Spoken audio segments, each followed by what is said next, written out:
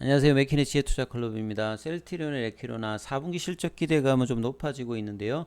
자, 주가는 여전히 바닥 수준입니다. 이 부분 한번 살펴보도록 하겠습니다.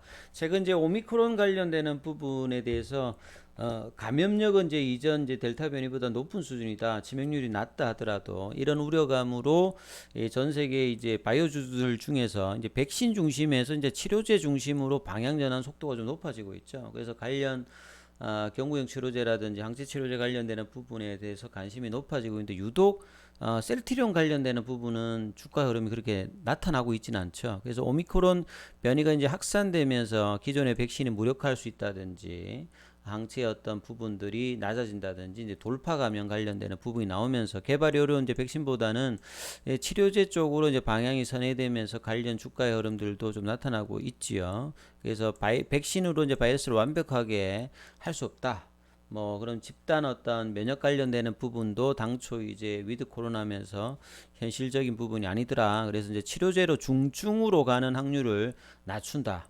그래서 중증으로 가는데 가장 이제 안전성이라든지 효과가 있는 게 경구용 치료제는 지금 현재 시장보다는 이제 내년 초나 되어야 이제 본격화 된다면 기존에 이제 개발된 항체 치료제 관련되는 부분들을 적극적으로 이제 사용을 해야 되는데 국내에서도 이 부분들이 조금 더 아쉽죠. 그래서 좀 더 많은 사용이 나오면서 그래서 각국이 항체 치료제 어떤 비치라든지 활용 관련되는 부분이 높아지고 있는 상황입니다. 그래서 셀트리온도 이런 어떤 상황에서 좀 더 많은 어떤 계약과 올해 못 땄던 이제 계약들은 내년도에 더 많이 지금 이제 해서 뭐 시장이 어제 이제 유진투자증권 한 5천억 대 이상 정도 했는데요. 본래 이제 셀트리온 회사에서 그룹사에서 이야기했던 1조 5천억 대 뭐 1조 이상 정도의 어떤 수준이 나온다면 개발비 포함해서 시장의 실적 우려감들도 회복할 수 있고 이 바이오 신약 관련되는 부분이 단순히 어떤 상징적인 부분이 아니라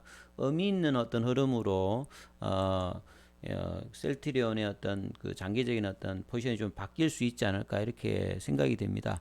그래서 최근에 이제 이런 기사들이 많이 나와요. 이 바이오시밀러가 주로 하고 있는 이 셀트리온 이 다양성 관련되는 부분 이걸 앞서서 글로벌 영토 확장 박차 어제도 뭐 이런 비슷한 기사가 있었는데요.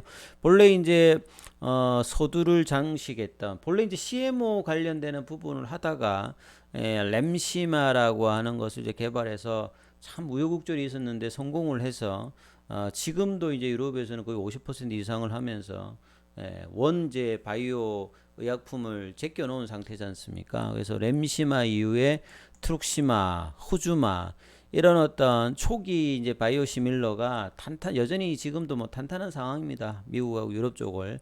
그래서 이 후발주자로 사실 이제 2018년 이후에 직판 체계를 갖추면서 가장 기대했던 게 사실 램시마의 제형이 바뀌어 있는 램시마 이제 SC 관련되는 부분인데요.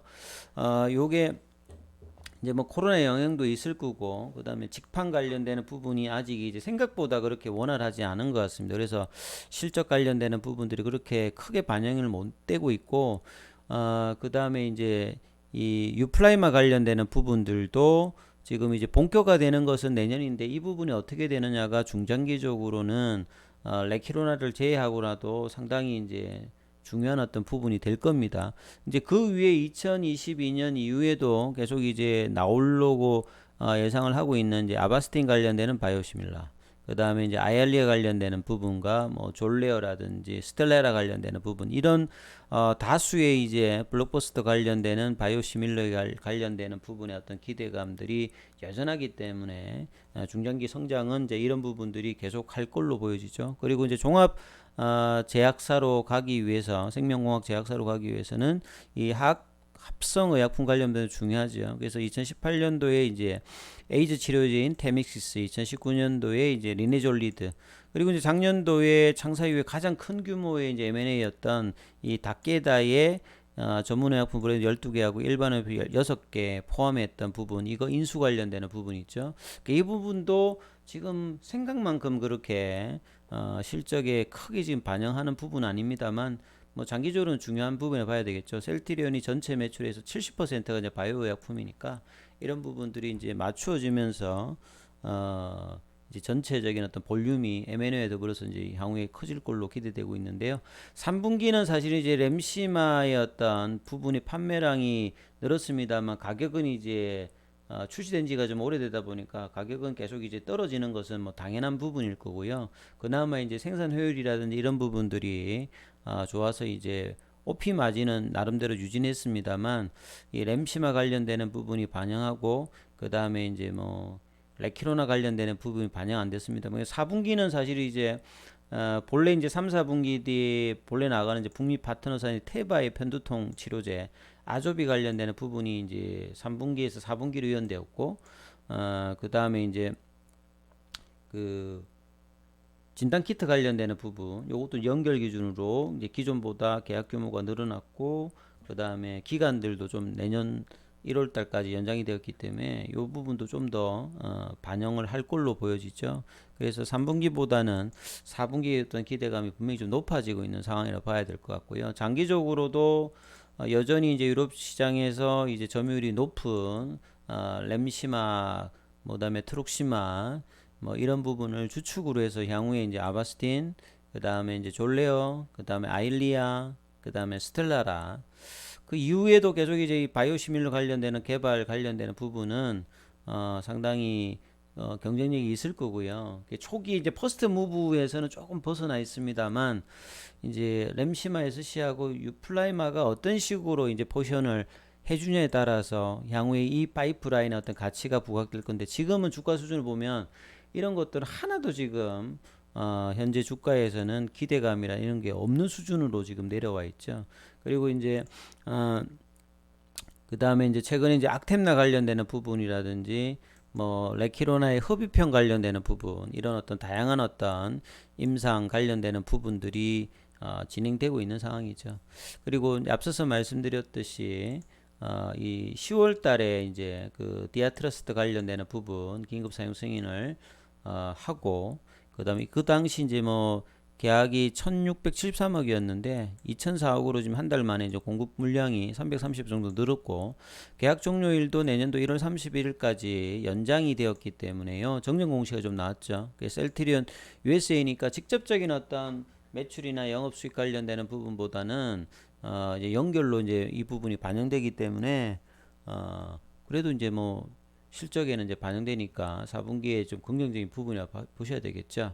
그래서 이런 부분들도 좀 있고요. 그 다음에 오후에 이제 기사 하나 나온 것들을 살펴보면 최근에 이제 주가의 좀 흐름에는 이 기사가 나오고 난 다음부터도 또 좀 주춤하고 있잖아요. 그 3년간 끌어왔던 셀트리온 회계조사 관련해서 금융위원회 산하 회계자문기구 감리위원회가 이제 금감원의 셀트리온 3사 감리 조치한 심의를 이제 진행 중이다. 그래서 이제 이 정은보 금융감독원장이 오늘 이제 뭐 여의도 켄싱턴 호텔에서 이제 회계법인 CEO하고 간담회 해서 이제 발언 중에 이제 이 셀트리온 관련되는 부분 그 내용이 있었어요. 그 보면 이 감리 과정에서 확인된 사실관계를 바탕으로 논의하고 있고 그 부분에서 어떤 논의가 되고 있는지 언급하기 어렵다. 이런 이야기만 하더라도 본래 이제 시장에서는 부담스러운 부분이 있죠. 저 결과가 좋으면 이제 불확실성 해소고 좀 악재면 이제 이런 부분들이 지금 주가를 누르고 있는 부분이죠. 본래는 이제 사실은 이제 진행 중일 때 이렇게 언론에 나온다는 것 자체가 사실은 하면 안 되는 부분인데 유독 셀트리온에 이런 부분이 있는 것들이 참 주가의 측면에서는 좀 안타까운 부분들이 많이 있습니다. 자, 우리 차트를 통해서 한번 살펴보면요. 자, 오늘 시장에서 바이오주들이 강한 어떤 바닥권에서 흐름이 있음에도 불구하고 셀트리온들 그룹 전반적으로 뭐 그냥 강보합세죠. 오늘 그나마 이제 12월 달에는 11월 달부에서 외국인들이 한 400억 정도 지금 매수를 해주고 있는 차원에서 그래서 이제 옆으로 좁은 박스권 기관돈을 좀 매수하고 개인들은 오늘 좀 매도를 했네요.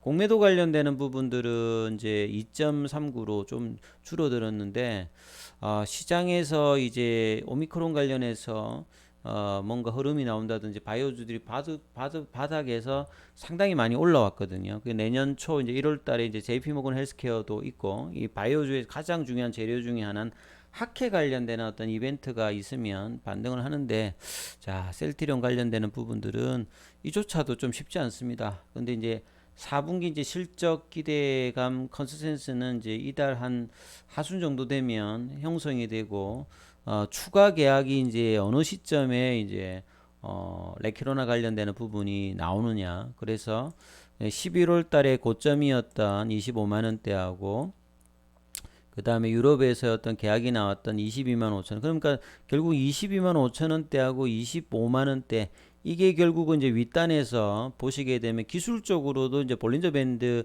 상한선 윗단에서 지금 눌려지고 있는 거거든요. 그래서 11월 달부터는 이제 좁은 어떤 이 가격 구간에서 볼린저 밴드도 이제 수평 구간을 만들면서 좁아져 있는데 예, 보시게 되면 거래가 한번 나와서 좀 이 밴드 상단을 뚫고 가려고 하게 되면 윗꼬리가 나와서 이제 매도 물량이 나와서 계속 이제 누르는 어떤 흐름들이 11월 달부터 계속 지속되고 있습니다. 그래서 이런 부분들 개선은 외국인들이나 기관들의 어떤 수급 개선과 더불어서 계약 관련되는 추가 계약들이 좀 세게 나와서 이런 부분들이 점진적으로 좀 해소되는 어떤 분위기의 흐름으로 계속 되고 있으니까요. 자, 이 부분들 참조하시면서 투자 대응하시기 바라겠습니다. 여기까지 하겠습니다.